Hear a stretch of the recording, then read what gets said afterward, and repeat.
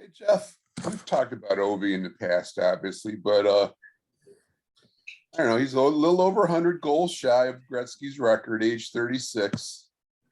You think he'll get there?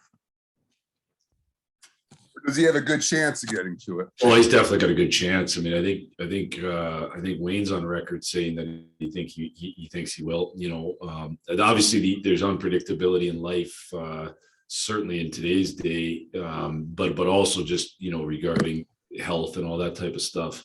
But he can score as good today as when I first came in the league as an assistant. At that point he was already the elite goal scorer in the league. I mean, he's certainly as good a scorer today as he was then. So, he's just a guy that he can shoot the puck from anywhere and it goes in, and it's incredible.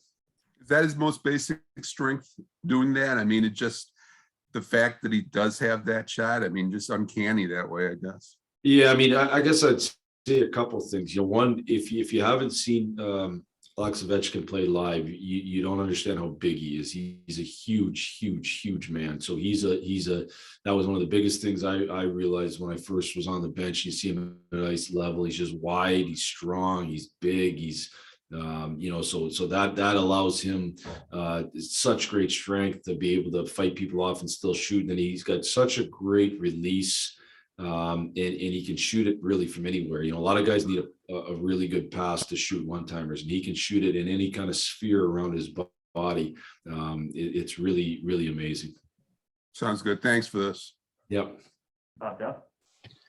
Jeff, Seider was talking yesterday about hitting and how, you have to pick the right time. And I just thought that's kind of exemplary of what's made him effective this year. Is he seems to really have a grasp for, when to try things and when to not try things, like you've talked about a lot, when to make a play and when to live another day. Like you don't see a lot of flashy plays out of him, and at the end of the night he's like +2 and he's got a couple of assists, and it just seems, you hate to compare anybody to Lidstrom, but that's kind of the way Lidstrom was. You didn't notice a lot of flashy stuff out of Nick, but at the end of the night the stat sheet was pretty impressive.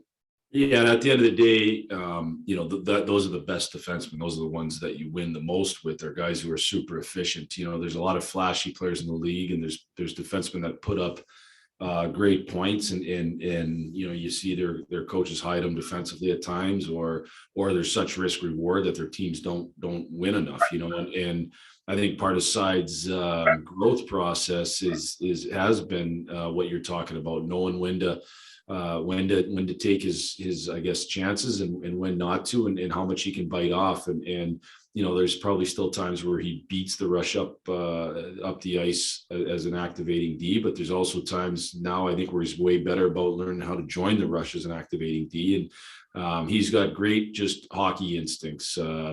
I think the goal against Jersey, I think it was Bertuzzi's goal where he stepped up in the neutral zone to pick the pass off. He's done that a number of times. Like he can read he's almost like a safety in football. He reads where the puck's going. He's able to meet the puck, pick it off, go up the ice and make a play. So he's definitely made some, in my opinion, really, really good plays, and maybe they're subtle, but they're elite level plays. I think a lot of people questioned his offense coming in, but he is one of those guys that he's not super flashy. And maybe there's, sexier offensive players in the league, but I think in the end, he's going to be a really, really good offensive player because he gets it. Thank you. Yeah.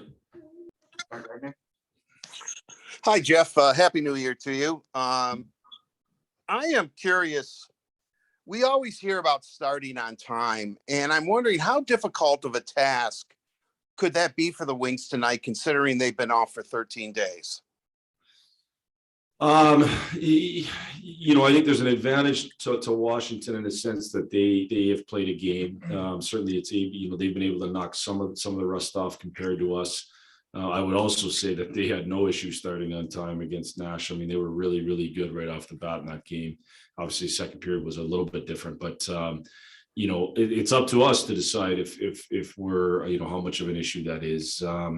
We've had a good amount of practice here now. We've had a good amount of skates. We skated this morning. We should be able to hit the ground running. Now, sometimes I think the way the game goes can skew people's view of whether you started on time or not. Like I think in the last time we played Washington, got down 2-0. But as I rewatched the game again, it was what my initial thought was. We came out in the first 2-3 shifts, we're actually really good. And then they scored and they scored again, and the momentum went their way, and it kind of sucks your energy out. And people could question, did you start on time? Well, we started on time. The game went the wrong way, so we'll see tonight. But we'll have that opportunity to dictate that. I think, one of the things you got to do is play simple and fast. If you do that throughout the course of the game, you're gonna dictate the play a lot more. Thank you, Jeff. Appreciate it. Yeah, no problem, Art. That's it for us this morning. Thanks, everyone.